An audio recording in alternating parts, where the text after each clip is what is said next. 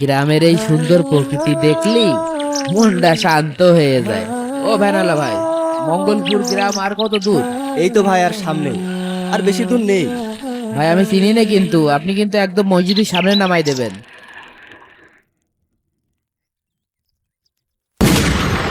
কি হলো? বাতাস আসছে কোথা থেকে হঠাৎ করে? হ্যাঁ? বুঝলাম না কি হচ্ছে এগুলো। হ্যাঁ, রাস্তার মাঝে লাল দাগ। হুজুর, এই জায়গায় নামেন, সামনে আর ভ্যান নিয়ে যাওয়া যাবে না। উম, রাস্তা তো অনেক ভালোই দেখা যাচ্ছে, আপনি সামনে যাবেন না কেন? আমার সমস্যা আছে, আপনি এখানেই নামেন। কি মুশকিল, এই মাঝপথে নামাই দেবেন? কি আর করার, নামি।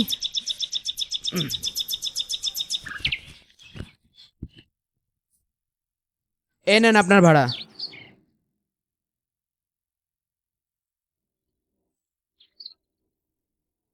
এই হুজুর, দাঁড়ান, দাঁড়ান, দাঁড়ান, দাঁড়ান। দয়া করে আপনি লাল দাগ পার হবেন না।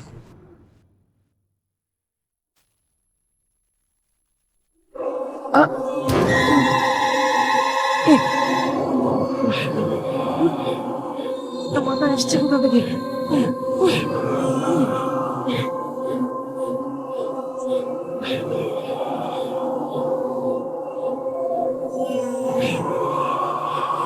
আমার সাথে কি হচ্ছে আমি তো কিছুই বুঝতে পারছি না।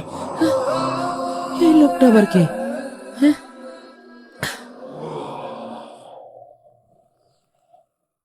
এই কে আপনি?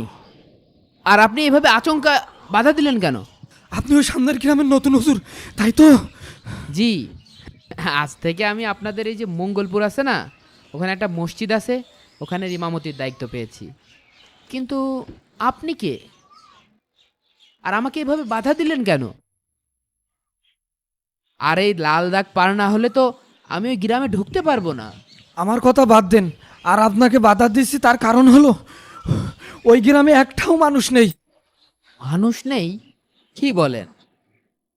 গ্রামে আবার মানুষ থাকবে না? আমি তো ওই মসজিদেই ইমামতি করতে যাচ্ছি। আপনার মাথায় কি কোনো সমস্যা নাকি? আমি তো ওই মসজিদেই ইমামতি করতে যাচ্ছি। আপনার মাথায় কি কোনো সমস্যা নাকি? পাগল টাগল হয়ে গেছেন নাকি? না মানে মানুষ আছে, কিন্তু ওরা সবাই মুনাফিক। ওই গ্রামের কোনো মানুষ নামাজ রোজা তো দূরের কথা, আল্লাহর নামটা স্মরণও করে না। গ্রামের কেউ কিন্তু আপনার আপনার পছন্দ করবে না। দেখুন, আমি আল্লাহর দ্বীনের দাওয়াত দিতে এসেছি, আর আমি বিশ্বাস করি আল্লাহ তাআলা নিশ্চয়ই আমাকে সহযোগিতা করবেন। ওহো, এই আপনার সাথে কথা বলতে যেই আমার দেরি হয়ে গেল। আপনি থাকেন, আমি আসি, পর এক সময় কথা বলবানে। হুজুর, আপনি আমার কথাটা শোনেন। দাঁড়ান, দাঁড়ান হুজুর, দাঁড়ান।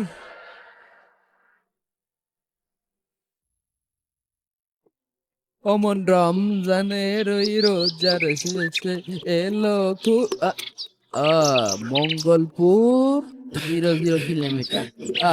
তার বেশি দূর নেই, হ্যাঁ যাই। অমন রমজানের ওই রোজার শেষে এলো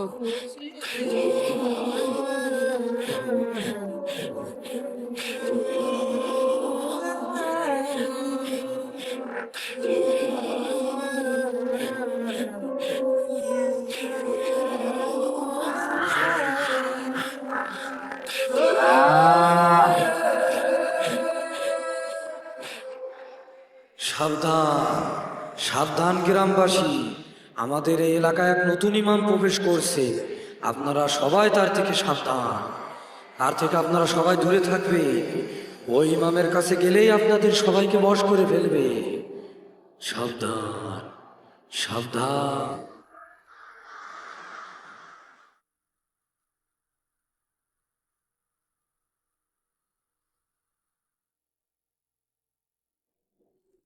ওরে আল্লাহ রে আল্লাহ, তুমি এ কোন গ্রামে আমার ইমামতির দায়িত্ব দিলে আল্লাহ?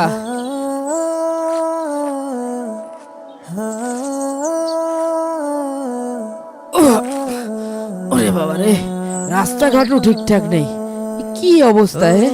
এ তো জঙ্গল হয়ে রয়েছে। মসজিদের আশেপাশে কেউ সাফ করে না নাকি?